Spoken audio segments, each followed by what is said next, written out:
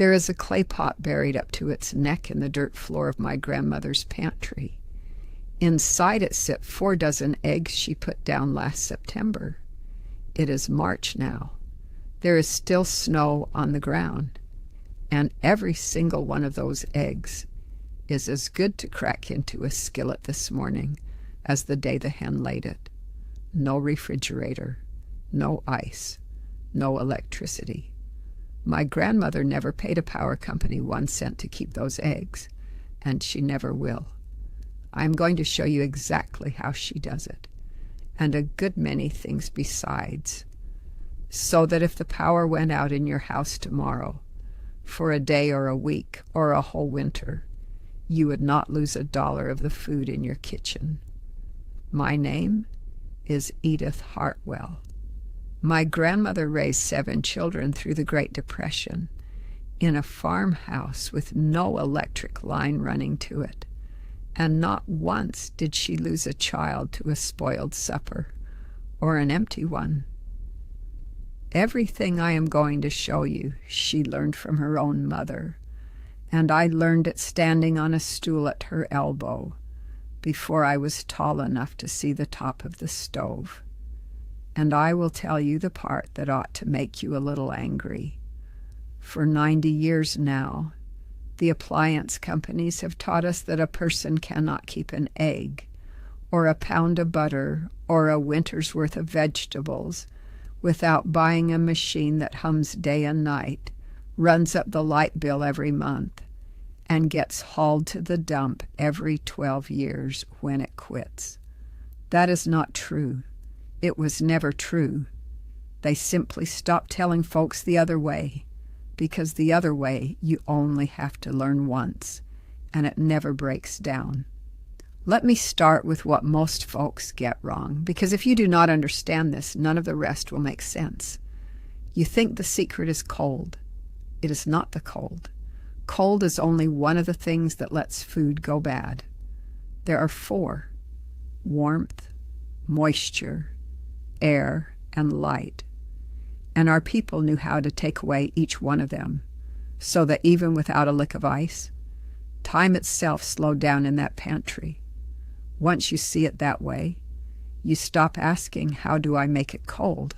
And you start asking, how did they make it last? Those are 2 different questions, and only one of them costs you a power bill. The first thing my grandmother knew is that you do not have to make cold. The good Lord already made it, and he buried it in the ground for you. Dig down 3 or 4 feet anywhere in this country, and the earth holds steady at about 52 to 55 degrees the year round. It does not care if it is July or January up top. Down there, it does not move. That is the root cellar. Ours was dug into the north side of a small hill, lined with stone, with a door at the top and a little vent at the bottom, so the cool air could settle and the bad air could leave.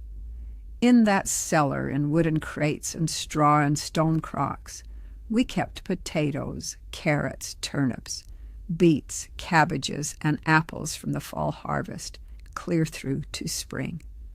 The rule my grandmother gave me was simple. Anything that grew in the cool, dark ground wants to be kept in the cool, dark ground. You do not need a hill. A clean trash can buried in the yard with a lid on it will hold a winter's potatoes. A corner of an unheated basement will do. The cold is free. You only have to go and get it. But what about the heat of summer and the things you want cooler than the cellar? The butter, the milk, a few days' greens. Here my grandmother used something older than this country itself.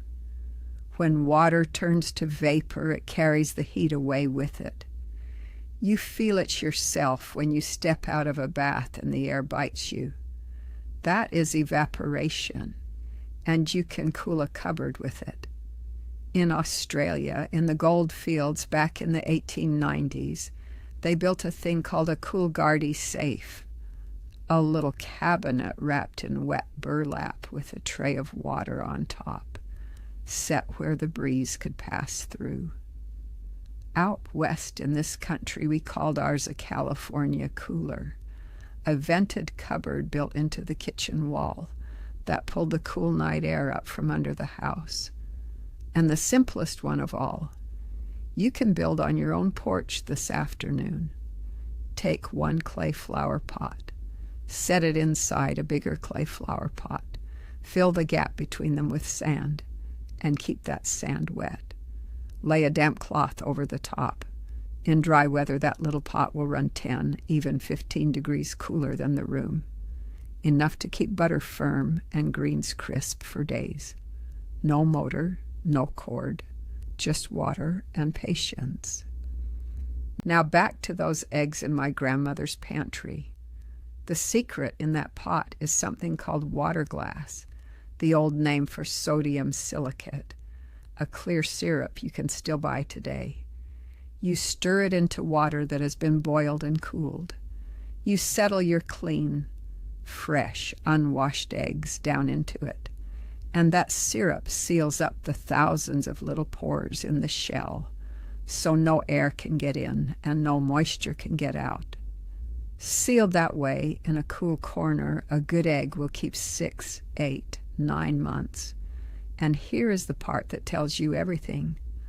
Our own government printed pamphlets teaching every household in America to do exactly this. First during the Great War and again through the Depression, when an egg was too precious to waste. Then once every kitchen had a refrigerator humming in the corner, they quit printing them. The knowledge did not stop working. They just stopped handing it out. For meat, the secret was never cold at all. It was salt. Salt draws the water out of meat until there is nothing left for spoilage to live on. A side of pork salted down in a crock in October fed a family clear through to spring. What you could not salt, you sealed under a layer of its own rendered fat in a stone jar, the way the French keep a goose, so the air could never touch it. And what you could do neither, you hung in the smokehouse, where the slow, cool smoke did the keeping. Salt, fat, smoke. 3 things that cost almost nothing, and not one of them needs a wall plug. I want to tell you about one more thing from the old place, because it was the prettiest of all. Down the slope from my grandmother's house ran a cold spring, and over it her father had built a little stone springhouse. The spring water ran through a trough in the floor, cold as the ground it came from, and in that running water she set her crocks of milk and butter and cream. The water did the work the whole day long and never sent a bill. Folks would walk a quarter mile to set their butter in a neighbor's spring house. That was the refrigerator, and it ran on a hill and a little falling water, and some of them are still standing and still cold 100 years later. Now the cellar and the cooler keep food for weeks and months. But my grandmother had to put food by for a whole year, to catch the garden in August, when it was coming in faster than 7 children could ever eat it, and make it last clear to the next August. For that, she canned. By the end of summer, a wall of glass jars, hundreds of them, lined the cellar shelves. Green beans, tomatoes, corn, peaches, pickles, applesauce, whole chickens in their own broth. The trick is simple, and it is 150 years old. You pack the food hot into a clean jar. You set a lid on, and you boil the jars until the heat drives every bit of air out, and the lid seals down tight with a little pop you can hear across the kitchen. Once it seals, nothing can get in. No air, no mold, no spoilage.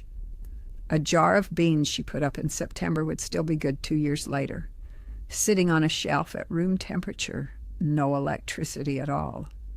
She never owned a freezer her whole life and never once wished she did.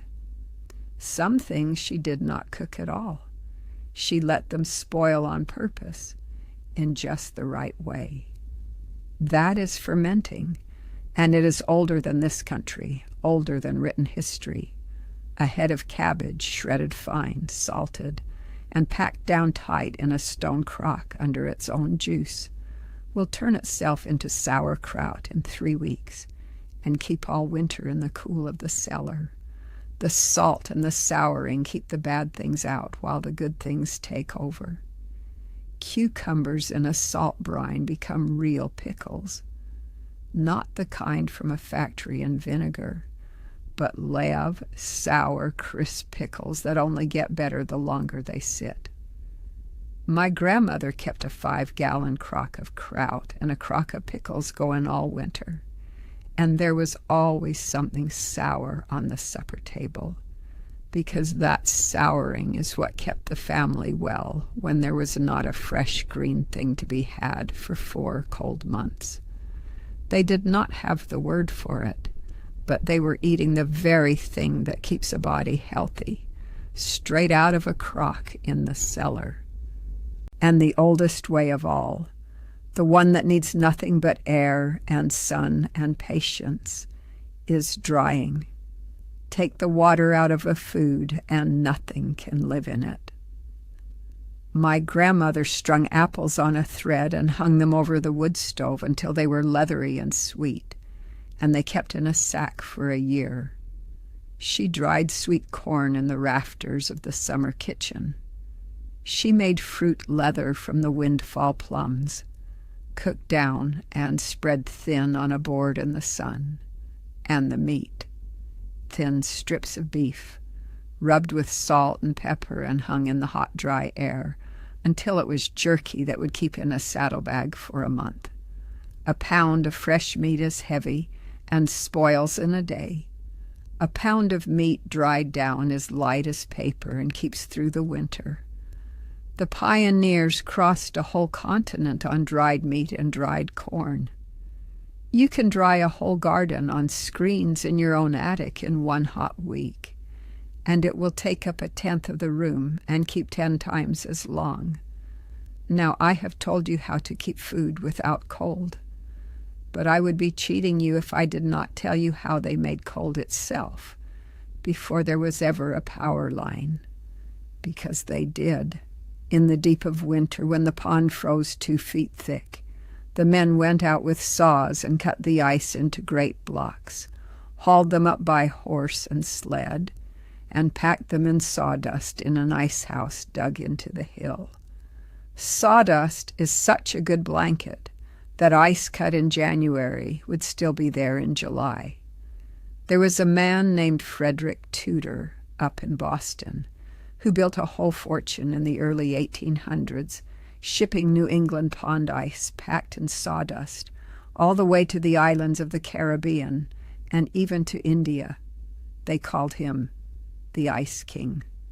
That ice went into the wooden ice box in the kitchen, a chest lined with tin, a block of ice in the top, the cold falling down over the milk and the butter and the meat. No motor, no electricity, just a block of winter saved in sawdust, doing the work of a refrigerator for a few cents a week from the iceman's wagon. And then there is sugar, which keeps food the same way salt does, by pulling the water out and locking it up, only sweet instead of savory. When the berries came on in June, faster than anyone could eat them, my grandmother cooked them down with sugar into jam and preserves, sealed them in jars, and they kept for years in the cellar.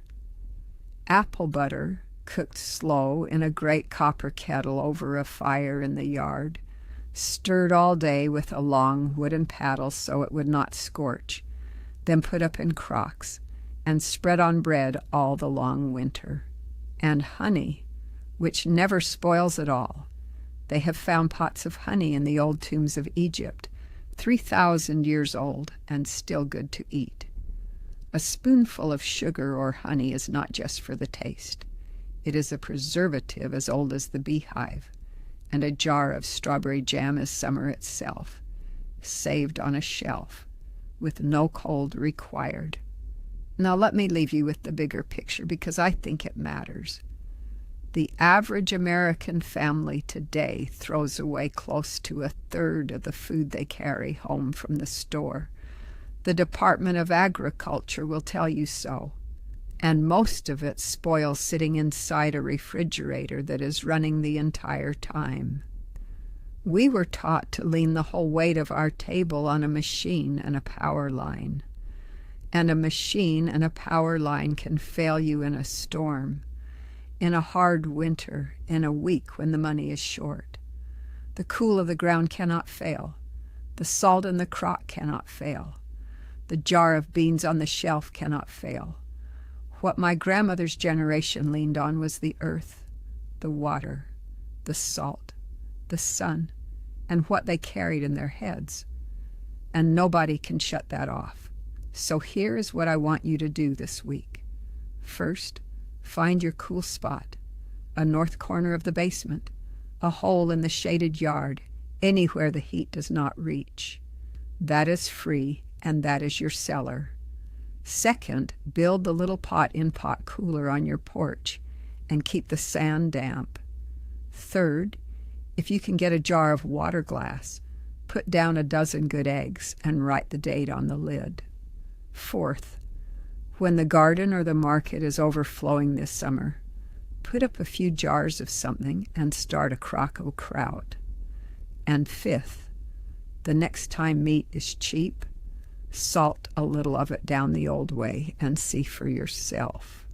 Tell me in the comments where you live and how cold your winters get, because that changes which of these will serve you best.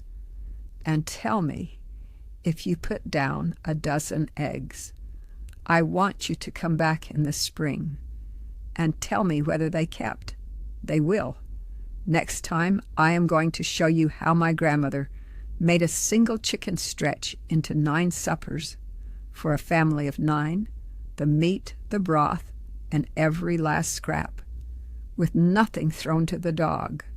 Until then, keep your cellar cool and your pantry full. And remember, the people who fed this country through its hungriest years did it with their hands and their heads. And there is not a power line in the world that can take that knowing back.